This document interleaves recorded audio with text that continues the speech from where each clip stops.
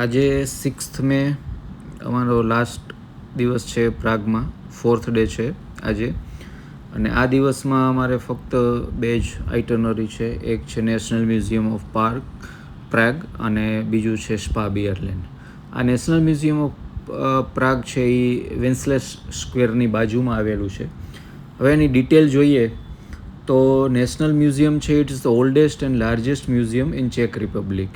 It was found in 1818 during the Czech National Revival movement.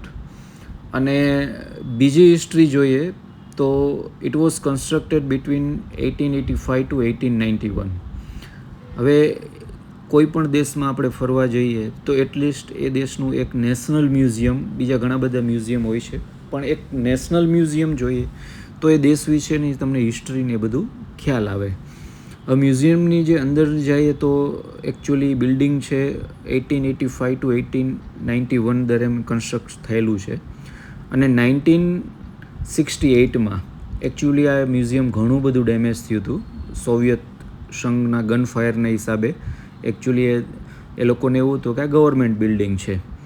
પછી એ લોકોએ 2011થી 2018માં અને completely restoration કર્યું અને પબ્લિક માટે ખુલ્લું મૂકવામાં આવ્યું. હવે મ્યુઝિયમ છે એની અંદર એકચ્યુઅલી 14 મિલિયનથી પણ વધારે ઓબ્જેક્ટ્સ રાખવામાં આવેલી છે, જેમાં અમુક ઇન્ટરેસ્ટિંગ ડિસ્પ્લે છે. અને મ્યુઝિયમને અલગ અલગ વિભાગમાં વહેંચેલું છે કે એમાં એક પેન્થિયોન હોલ છે કે એની અંદર which it features statues and births of famous Czech scientists, artists and historical figures. બીજું છે મિરાકલ ઓફ ઇવોલ્યુશન, જેમાં હ્યુજ વેલ સ્કેલેટન છે, મેમલ્સ છે, બર્ડ્સ છે, રેપ્ટાઇલ્સ છે, ફોસિલ્સ એરાઉન્ડ ધ વર્લ્ડ જે કલેક્ટ કરેલા છે એ છે. ત્રીજું છે એ ડાયનોસોર્સ એન્ડ પ્રી-હિસ્ટોરિક લાઈફ વિશે તમને બધી અલગ અલગ ઇન્ફોર્મેશન આપે છે. ફોસિલ્સ છે, અર્થનું ઇવોલ્યુશન કઈ રીતે થયેલું છે એ.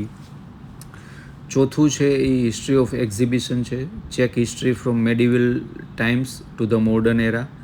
અને હિસ્ટોરિકલ આર્ટિફેક્ટ્સ છે, વેપન્સ છે, ક્લોથિંગ છે, ડોક્યુમેન્ટ્સ છે, એ લોકોના અમુક યુદ્ધ દરમિયાન વપરાતા જે શસ્ત્રો છે, જૂની જે લખાયેલી બુકો છે. એટલે આ રીતે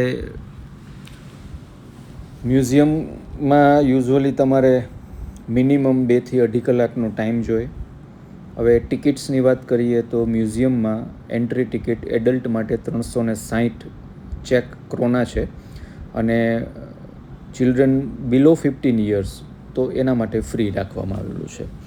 એટલે જો પ્રાગમાં જતા હોય તો પ્રાગનું આ નેશનલ મ્યુઝિયમ ડેફિનેટલી વિઝિટ કરવા જેવું છે, કારણ કે ઉપરનો જે ડોમ છે એ લગભગ 70 મીટર હાઇટનો છે. એટલે ત્યાંથી તમને આખું પ્રાગ સિટી અને વેન્સલેસ સ્ક્વેર ત્યાંથી દેખાય છે.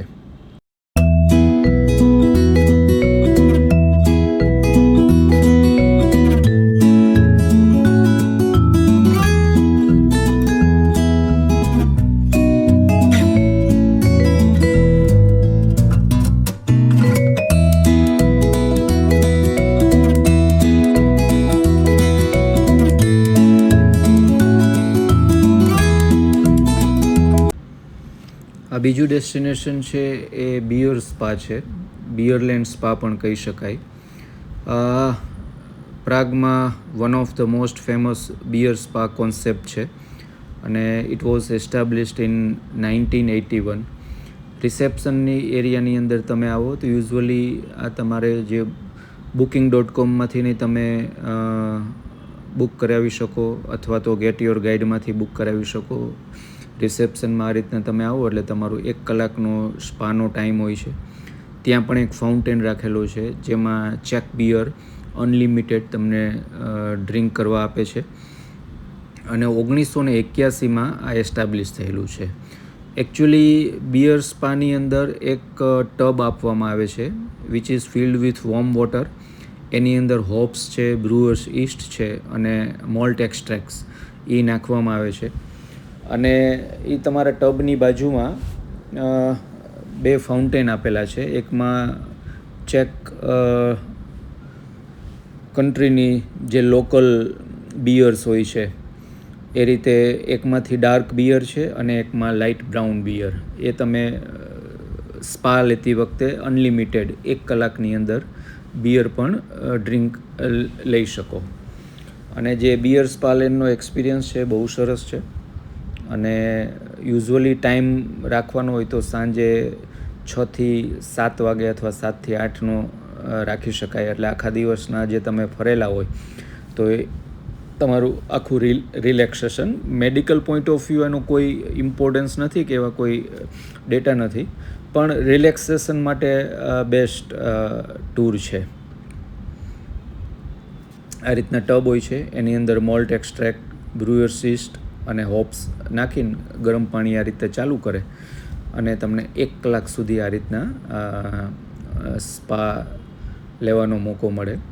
ચેન્જિંગ રૂમ્સ છે ત્યાં અને ટોવેલ્સ અને બધા જ એ લોકોના જે ક્લોથ્સ હોય છે એ લોકો આપે છે. અને એક્ઝેક્ટ ટબની બાજુમાં આ રીતે ફાઉન્ટેન હોય છે, એટલે ત્યાંથી તમે બિયર પણ લઈ શકો.